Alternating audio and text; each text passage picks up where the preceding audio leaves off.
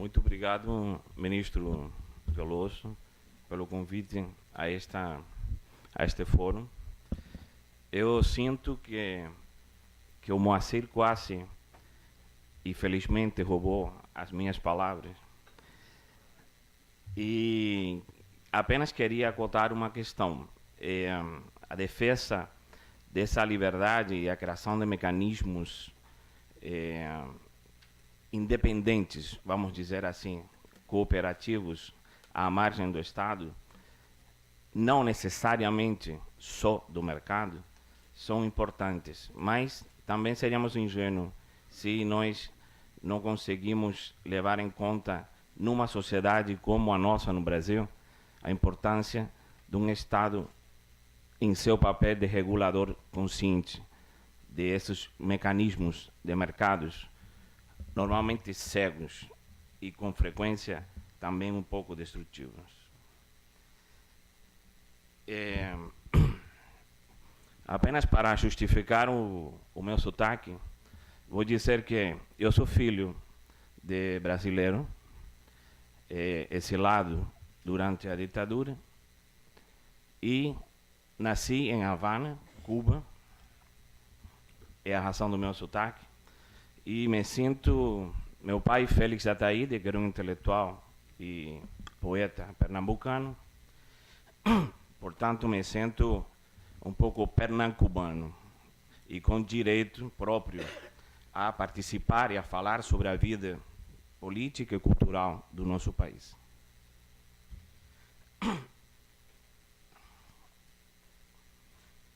A arte como Deus se dilui em tudo. Foi esse o título da entrevista publicada na coluna Conte Algo que eu não sei, do jornal O Globo, por razão da exposição do russo Vassily Kandinsky, do qual eu sou responsável. Foi esta frase que inspirou ao ministro Veloso o convite à minha participação neste fórum. Parafraseava a máxima do filósofo panteísta Benedito Spinoza, porque considero que a arte não é um reduto isolado no qual se veem obrigadas a existir as formas de agir criativas e críticas na sociedade atual.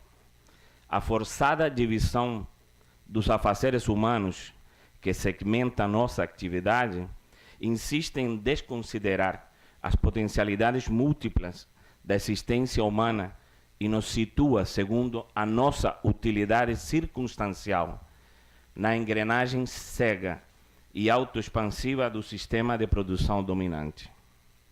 Ars é a palavra do latim para designar habilidade, a forma específica de se fazer alguma coisa. O conceito de arte, como todo conceito, tem sua história. A antiguidade e o medievo desconhecem o significado de arte como entendemos hoje. A arte era então uma transferência de significados e transcendências expressadas por aqueles que eram capazes de colocar sua sensibilidade e ideias nos ordinários trabalhos cotidianos. É por isso que não existia, então, o objeto artístico como fim em si, como valor independente. Aquilo que hoje reconhecemos como arte na história da humanidade é, no essencial, o trabalho de habilidosos e anônimos artesãos. E esta habilidade que há em nós é hoje cada vez mais alienada do nosso processo vital. Gosto da definição aristotélica de arte como capacidade de produzir coisas de forma racional. Racionalidade de recursos e energia, organicidade e a dialética de pensamento e ação. Este é o racional positivo, no sentido amplo da capacidade humana, não no sentido estreito do racional, considerando a questão contábil como atributo do sistema de produção capitalista, segundo uma visão adjudicada a Max Weber, que, como muitos devem saber, realmente é o ideólogo dessa visão racionalista do capitalismo. São inúmeros os exemplos da falsa racionalidade que impactam a nossa cotidianidade. A dinâmica das nossas cidades asfixiantes e travadas, tumultuadas e ao mesmo tempo solitárias, os desperdícios e as fontes condenadas de energia fósseis, a verticalidade das decisões e a centralização da riqueza na contramão de qualquer tentativa real de democratização dela. Gosto da definição do sábio Aristóteles porque há um nexo óbvio entre a necessidade urgente de reproduzir nossa vida de modo racional, o que equivale a dizer, segundo esta lógica, reproduzir nossa vida como arte, criar uma arte de viver. Este é um fórum para pensar o desenvolvimento deste enorme pedaço do mundo que delimitamos sob o nome de Brasil. E não é casual que neste fórum sejam chamados a participar representantes de instituições e agentes culturais do país. Para a maior parte dos brasileiros que conformam essa sociedade, um discurso como este que temos aqui pode parecer confuso e até distante, um palavrão ininteligível, para falar de alguma coisa que eles fazem como arte, que é viver, criar e fazer apesar do irracional cotidiano. É este o desafio, lutar para que possa ser legível por uma maioria crescente os códigos do saber e o acesso à cultura que dignifica o ser humano. E que a sua vez, estas pessoas possam atuar como agente de mudanças necessárias à procura de um resgate do racional como arte de viver. A arte, no seu sentido mais pleno, tem de estar organicamente vinculada ao processo de educação e deve permear incluso os saberes específicos. O fazer artístico, com seu direito à especulação e sua liberdade absoluta, gera continuamente novos métodos. Acudo a um exemplo clássico. No século I, o poeta filósofo romano Tito Lucrécio Caro criou o fantástico poema da natureza das coisas, onde divagava sobre a ideia do átomo, imaginadas pelo grego Demócrito séculos atrás. Todos sabemos como essa divagação da erudição multifacética acabou no átomo real dominado pela física moderna. Quanto da arte abstrata transcendeu para alterar o desenho de objetos e máquinas de uso cotidiano, os contornos da arquitetura, para criar novas simbologias e representações do nosso universo subjetivo e imaterial. Quanto a música é capaz de criar um sentimento de identidade, justo nesse país onde os heróis da música, como Ari Barroso, Tom Jobim ou Pixinguinha, convivem em pé de igualdade com os personagens da história política e, em termos de identificação, sem dúvida, a meu juízo, levam vantagem. Diluir a arte na educação básica é avançar na formação das nossas crianças e jovens, no sentido de superar plataformas pedagógicas e fazer com que as nossas escolas ensinem a olhar para os fenômenos desde todos os pontos de vista possíveis, tais como eles são na realidade, em interação contínua com o contexto e com os outros fenômenos. Isto a arte faz por intuição própria, por instinto de sobrevivência como arte. Volto à poesia, através do gigante brasileiro que tive o privilégio de conhecer, João Cabral de Melo Neto. E penso do seu poema Cãos em Plumas, canto quarto, discurso do Capibaribe, os seguintes versos. Como é muito mais espesso o sangue de um homem do que o sonho de um homem. Espesso como uma maçã é espessa. Como uma maçã é muito mais espessa se um homem a come do que se um homem a vê. Como é ainda mais espessa se a fome a come. Como é ainda muito mais espessa se não a pode comer a fome que a vê. A fome que vê a maçã e não a pode comer. Que bela metáfora da nossa realidade. Esse real espesso do João, substantivo e humano, que a arte é capaz de traduzir.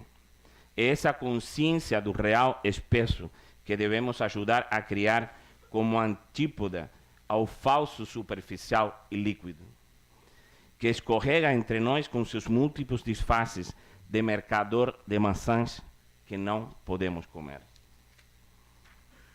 O poder da arte hoje não está no dinheiro que movimenta as grandes especulações do mercado profundamente elitista, nem na ideia ridícula de que todos vamos virar colecionadores, donos de objetos de arte para o nosso prazer privado.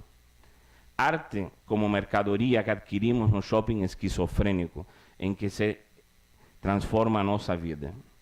O poder da arte hoje reside na sua capacidade de transformação para além da habilidade de representação, em ser uma forma de consciência social, de espaço de criação de nexos inusitados, em ser uma forma de conhecimento e de consciência crítica de si e do outro. Sua força está em seu poder como catalisador de novas ideias, em sua capacidade de reverter o processo de alienação ao qual estamos estruturalmente sometidos, e para isto usar todas as linguagens e recursos ao nosso alcance. É por isso que, apesar dos esforços que se façam em converter a arte num produto de mercado dentro de um espaço inacessível às maiorias, a essência da arte se mantém viva através da sua função socializante por excelência. O conceito quantitativo de desenvolvimento e crescimento como acumulação de riquezas não é só obsoleto, como contraproducente. Isto é um juízo óbvio hoje em dia. Embora os medidores econômicos do mercado, friamente selecionados, nos persigam e nos atingem como flechas a São Sebastião. Divulgados à exaustão pela grande mídia, o PIB, a cotação da moeda, o grau de investimento, os resultados do comércio, tudo é desenhado em gráficos abstratos, belos e complexos, desenhos de infinitas e nervosas montanhas russas que dariam uma intrigante obra de arte contemporânea. Eles são signos vitais clínicos do senhor mercado, substantivo quase humano, do qual ouvimos falar todos os dias, que ameaça sempre com seu caráter imprevisível e enjoado, com seu rosto sem facções, que se transveste no rosto das poderosas personificações que estão na cabeça das grandes companhias. E a outra riqueza, aquela do real espesso que evocamos, a sedimentação que amplia a cultura de um povo, se expressa numa riqueza crescente e sólida como uma rocha, que não está sujeita ao vai e vem do senhor mercado, não se desvaloriza facilmente a preciosa teia que tece uma cultura, não se deprecia a tradição e a arte de um povo, por mais que se tentem precificar estes valores, que por regra ficam cada vez mais caros, no duplo sentido da palavra. A riqueza real de uma nação é proporcional ao grau de simbiose entre a sua riqueza cultural e material. Não à toa, o Brasil é um exemplo claro de riqueza distorcida. É o país do swing e o país da contradição, como diz a música Jackson brasileiro do Lenine. Somos a lanterninha entre as maiores economias do mundo, mas substantivamente pobres, ou ricos em pobreza, na sua versão cruel e sutil de pobreza como desigualdade, de pobreza como ignorância, que por excelência é a razão para engordar o gado servil que alimenta o superficial falso. Leia-se o sistema. Mas o Brasil também é rico em criatividade, um atributo especial e desejável. Os manuais empresariais vendem a criatividade como um estimável valor da cultura corporativa. Mas nós temos criatividade abundante, sobretudo na base do povo menos favorecido. Porém, carecemos de estruturas que possam oferecer escolas vocacionais de arte, ao menos nas capitais dos estados. Escolas integrais que acompanhem e trabalhem os diamantes brutos, talentos natos que aparecem em cada canto do Brasil. Lembro uma conversa com um virtuoso pianista cubano, Gonzalo Rubalcaba, quando esperávamos para a sua apresentação na homenagem a Tom Jobim. Ele disse que é incrível que a harmonia, parte mais complexa da música, no Brasil fosse tão sofisticada, mas também um fenômeno de domínio popular. E aqui adiciono, isto é sem ter escolas de arte para valer. Imagine quantos Edu Lobos, quantos Edberto Gismontes não apareceriam. Diluir a arte é diluir criatividade nessas transferências de experiências e códigos que chamamos de educação. a mais importante ferramenta que temos para perpetuar e desenvolver a nossa civilização. Não a ocidental, a brasileira, aquela ou outra. A civilização humana. Obrigado.